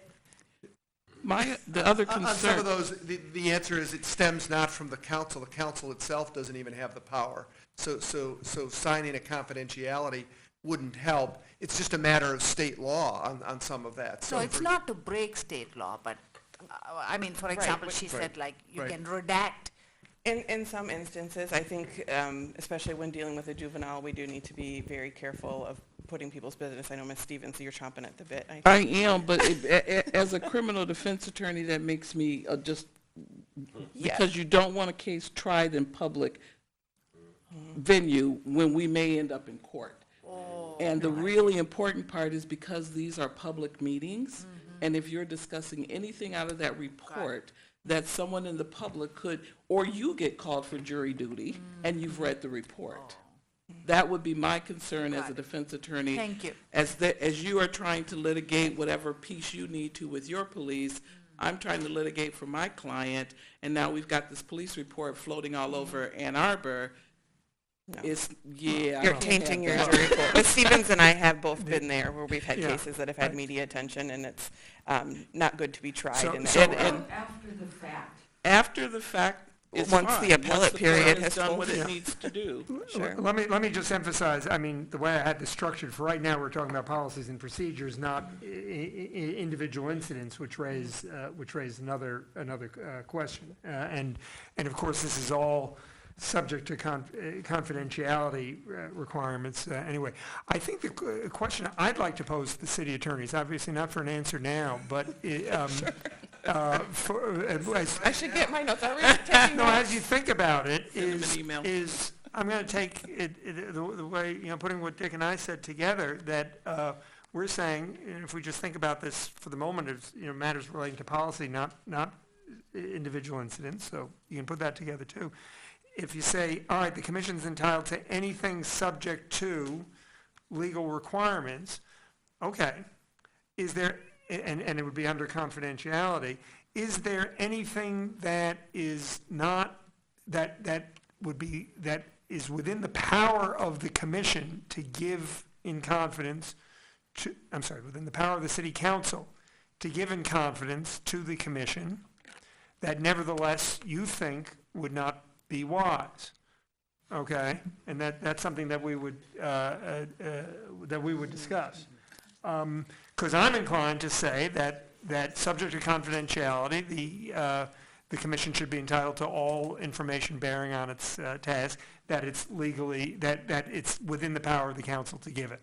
Okay, so if there's anything that you say, well, yes, the council theoretically could do this, but we don't want to give the council, we don't think the council should give the commission the power to get this information. I'd like to know that. Can I just weigh in on this? Not now, not now, I mean, yeah. I actually think we should, I'm opposed to us taking a confidentiality oath or to sign a When you say document. us, you mean the commission? The commission, the commission. Because what it means is that we have received something that maybe we should or should not have received, but because the commissioners have promised not to divulge it to anybody else, then it's okay for us to see. Whereas we're not otherwise entitled to see it unless the commissioners agree to confidentiality. It will only be a matter of time before one report gets out. We may not know how or why, and you will destroy the credibility of the commission once that occurs. So, So my view of this is that we ought to be emphasizing transparency, not confidentiality. So can I say, can we postpone discussion of that, because I think that really comes up mainly with respect to individual incident review. And I think if we don't have confidentiality, then the ability of the commission to do individual incident review is significantly impaired. So that's a decision that we're going to, well, that's a question. That's a question. Maybe that's one possibility, although even then there might be difficulties. But let's hold off on that till we talk about individual incident review. Lauren. I was actually, this might be going back in time, so if somebody had a comment on that, feel free to jump in. I was just going to add here, so what we were talking about is, I noticed in some other examples that, it says here that if something is not adopted that the commission recommends, then, then there needs to be an explanation. Yeah. And then in some places seem to have also the power to then appeal that and go straight to city council Sure. with that. Sure. So that might be something that we would want to add as a power. Mm-hmm, mm-hmm. Right. It's a free country, so the commission certainly could address something publicly to city council. Right. Mm-hmm. Okay. Okay. All right. Well, I look forward to hearing from the city attorneys on that. So I asked, what else should we do in this area? Should we highlight particular areas without limitation that the commission should examine? In other words, I think that we say the commission is empowered to examine all areas of police policy and practices. I'm using the word policy. I know the city administrator says only the council adopts policy, everything else is practices, but so I'm using it whatever broadly, both terms. So I think there's, in the last clause, I would hope that the commission could consider everything, and then there's a question: do we list any just for emphasis? Yeah, Anna. Yeah, so we're under the, what should we do in this area, right? What else should we do in this Yeah. area? That's where I was put, yeah. Yeah, so this kind of reminds me of the restorative justice Yeah. conversation in terms of like what are the principles or like what integrity do we want to hold with some of these items, because I think some of them are good, like training and education. Yeah. That said, a few thoughts about that, and I would assume both this task force and myself, you'll hear me talk a lot about transparency and accountability. Training and education only goes so far, and that is proven to be fact. And so actually, like, there's a lot of discussion right now about if even bias training is effective, and the outcome is actually that it's not. And this is a conversation that's happening. Starbucks, who just closed their business for a day to have bias training, there's a lot of conversation around this, including our own sheriff department here in Washtenaw County, who I spoke with people who are creating that bias training. So it's not to say that it's moot or that it's ineffective, it's that it has to be attached to behavior change, and you have to have outcomes that are a part of that. So one-off trainings, which happen all the time, and it's like an institutional candy, is to be like, oh, did that, we figured out de-escalation. So wanting to put some principles into training and education more explicitly, and wanting to make sure that we're not also falling into some of the traps that have historically happened. So not to say that we need to dig deep into it now, but it could be another point of research and be part of that report that was it the report that you said? Is that the language you used? Well, I was suggesting that that we would issue a report to accompany our proposed governing, I'm using the term governing document because it's generic. Yeah. And the report could highlight whatever we want to say.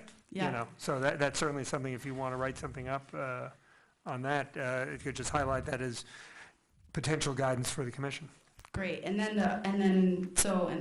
many can probably be unpacked, but just speaking to me is recruitment and staffing is that is a really critical component to this work. And so having the influence to either be a part of job description writing or hiring practices, which can conflict with union contracts. So I think it also could be important for us to look into that. Again, not do the work fully, but for us to have a deeper sense of what power really can they have given union limitations. Other comments on these? Yes, Lauren. And actually, I think, just reiterating a little bit what Anna was saying, what I hear the research is saying that training is ineffective at hiring diverse members of the police force is a better way of addressing what training tries to address, is what some of that is saying. So, we have that on here. So again, that could go in the report, but that might be something worth mentioning, is that seems to be the result of the trainings not working, is saying, hiring people of color in these positions is actually what makes that effective. Right.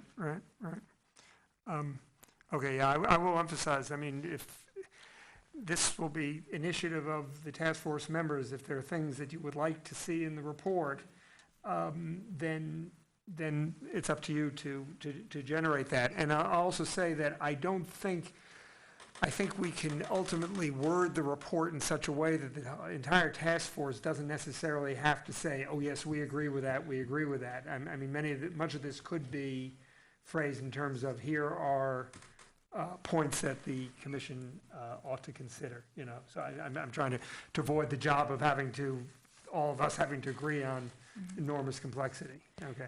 And I guess the only comment maybe I have about that is that part of our task is to take the wealth of options and information, I think, and give some focus and some direction.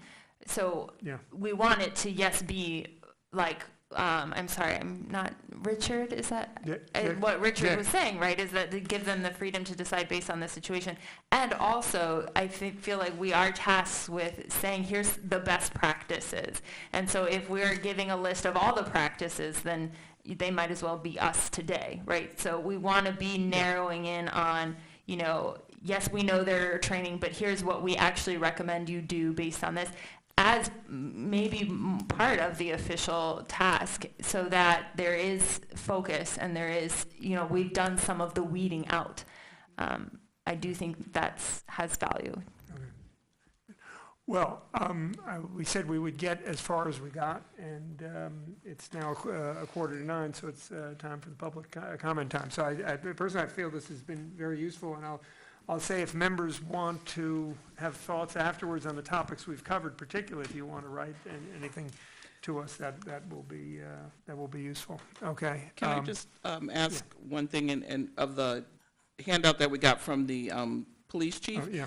He's made a recommendation. I want to make sure we point this out to everyone on the first page of what he is, on the first page of the dockets that they copied for us, of a department overview and tour, investigation courts, criminal justice system, blah, blah, blah.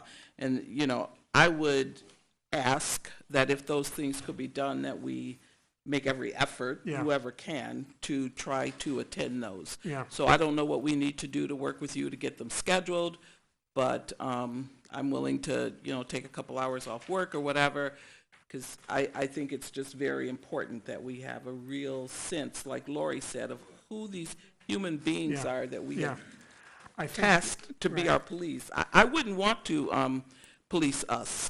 We're horrible people to each other. So I get it.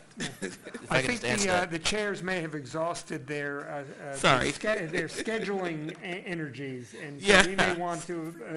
Right. It was you who said that you wanted to. Yeah. Like if you Oh, could okay. just set I them thought up, you give wanted us to dates and designate somebody times else. and, Okay. So I think you know, what If we were Lori's happy struggling with was the coordinated, best that's way fine. to communicate with you all, whether it's individually or through the chairs or through Carrie or through As- Mr. Lazarus.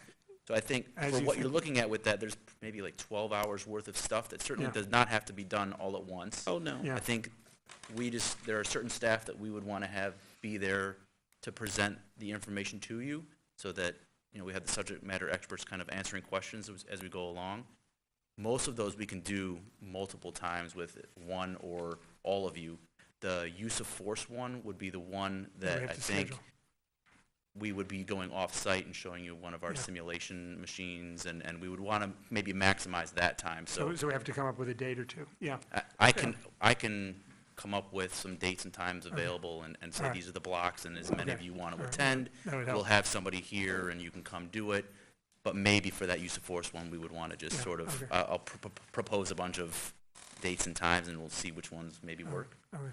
Wonderful, So, thank you. Keyshawn didn't make it, so can we leave it that the three-part suggestion I had that our council members in consultation with, let's say, and Anna and whoever else wants to, will present something where that it's a sense of the task force, that we have something like, you know, alternates.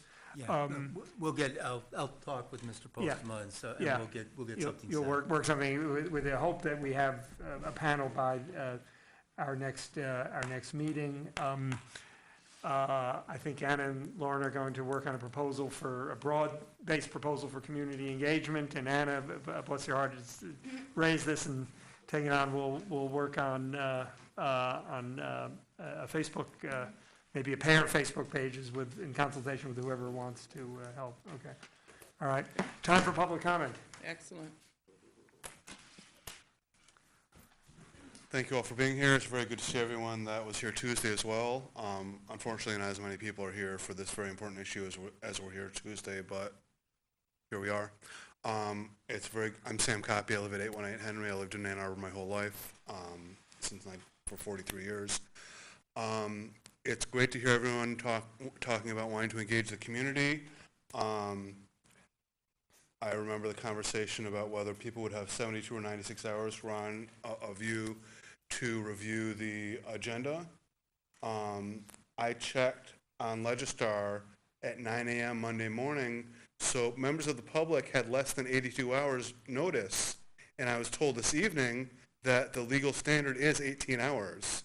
So I don't know if that's the standard you're holding your staff to on this commission, or whether it's the job of, if the staff reports to the police chief, but it'd be nice to see more people here than, I see city employees, people on boards, and there's me and one other person here who does not serve the city, either employed or on a board. So it would be nice, that's a first step to engage the community if you want to notify people of boards and then and it'd be nice if there was police cooperation in giving you information more quickly than the day of a meeting, because I think the last meeting was about 2 weeks ago or so. I'm confused. But to the subject of community meetings, I think that's a wonderful idea. It'd be great if the police board that this task force sets up holds those, but it'd be good to have some trial runs, possibly with only civilians at first, possibly with no guns at them, possibly in a church that doesn't allow guns, period. It'd be great to have a youth one. It would also be great to have one that's open to the whole community, so that our community is having these discussions, not just here, but other places throughout the summer. I think there's members of the community who might not be comfortable coming. Some people aren't as excited by all the procedural issues that you all get to discuss. And I think a community meetings could be a great idea. Thank you very much. Thank you. Thank you, and I'm sorry that the agenda did not get posted earlier, and we have a certain amount of growing pains as we... Not the agenda, just when this was happening. Yeah. Oh, is that, yeah, and it wasn't on Legistar, and I think, and it's something that, and I'm sorry, I think it should have gone up earlier, and we're going to try to do better in the future. I mean, it's been a little frustrating from our end as well, I'll say. Yeah. And that's something maybe with the Facebook group, not the kids one, but that could go out more publicly that way, hopefully. And the experience has suggested to me, as if I didn't think so already, the importance of the commission ultimately being able to operate independently. It's just underlined it a little bit. It's underlined it a little bit more. Yeah. All right. Thanks. Yeah, it's great to have a Facebook group, but I spoke to I talked to the person in the city clerk's office who does the boards and commissions, who actually puts it on the page as soon as they hear from the staff. But the person at the city clerk's office that puts it on waits until the staff of this commission gives it to them. That's how it gets posted online. So, I mean, when does the city know what's going to happen? It's when the clerk knows, and it's the obligation of the staff of this commission to inform the clerk, and that was done on Monday. If that's incorrect, please correct me. So, thank you. Yeah, we thought it was going to be out earlier, and I'm sorry.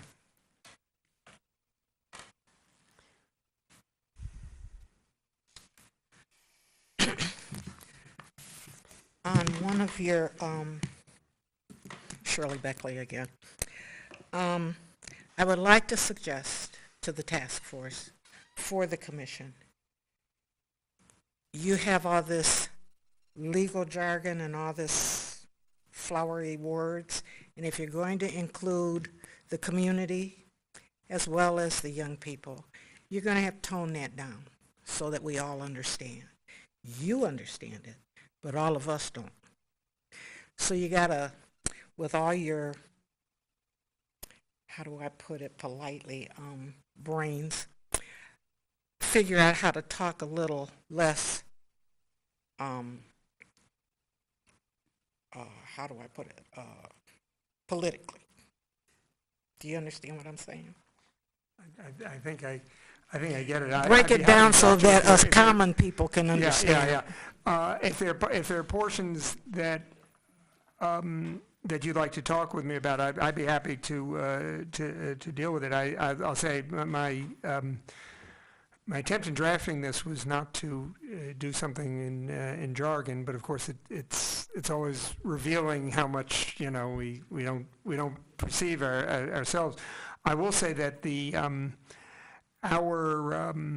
our job is to produce a legal document, and we have to deal with those issues. But if there are particular matters that you think are unclear and could be clarified, I'd be happy to talk with you. No, your job is your job. Yeah. But part of your job is communicating with us community people. Yeah. So all of us aren't as affluent in legal conversation or even this kind of conversation. So all I'm saying is maybe you might, once you get the commission and get some more community people, they can break it down. And then you don't have to deal with that.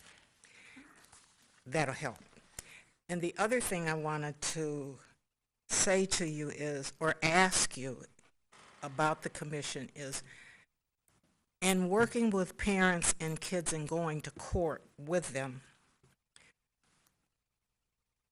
what if a parent comes to the commission with their child who has an issue and they want someone there to go to court with them? Is the commission going to be able to do that, where you would get a whole lot of more information? And if you haven't thought of that, maybe you could think of that. So, I'm sorry, I want to understand. You're saying if a juvenile, say, comes to the commission with a problem, or there's a problem involving the commission, could that person come with a parent or somebody, somebody to help?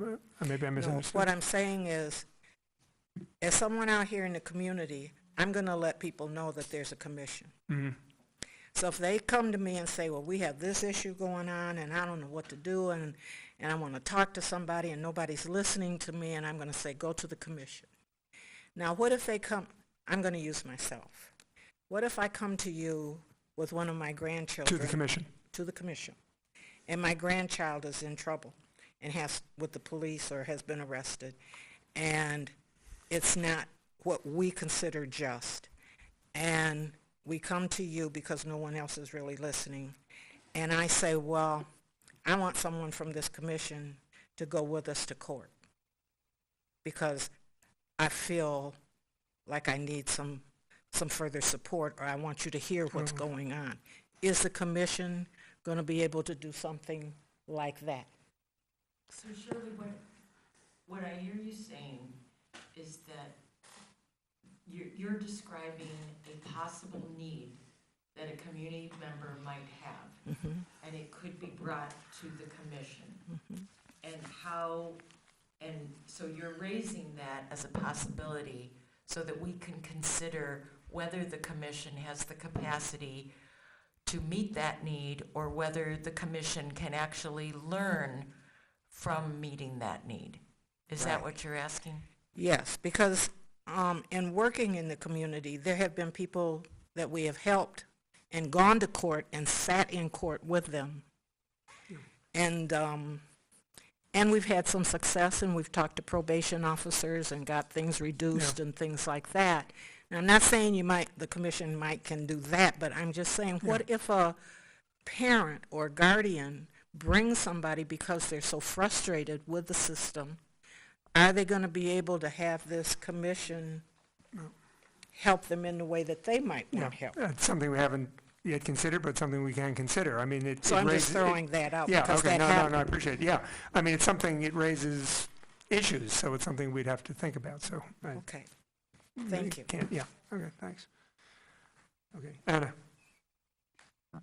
I think Ms. Begley brings up an incredibly important point that is going to come up again and again, and that is, what is the public perception of the job of this commission versus what is our ability to do? And I think, this is a situation where I think we're going to hit a brick wall. I think, based on what Mr. Postma said, that we're going to wind up in and what, I'm going to have to use your first name, I apologize, Robin,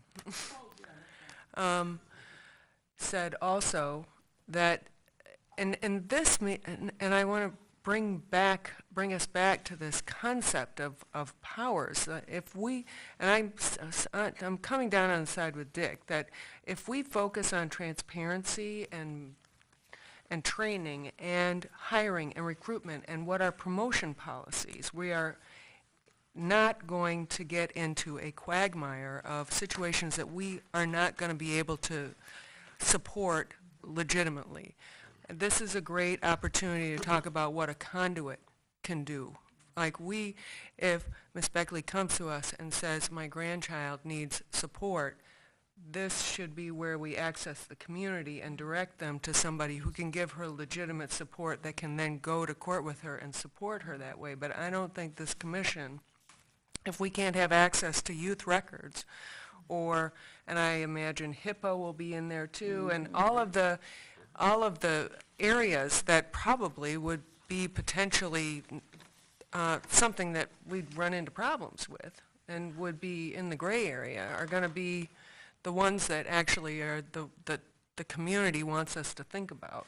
Right. So I think this is a great opportunity to think about the limitations of the commission's powers. All right, thank you. Well, it's 9 o'clock. We said we would start in time, get as far as we got, and end on time. So thank you very much. And the next meeting will be May 17th, 7 o'clock at the community television facility on South Industrial.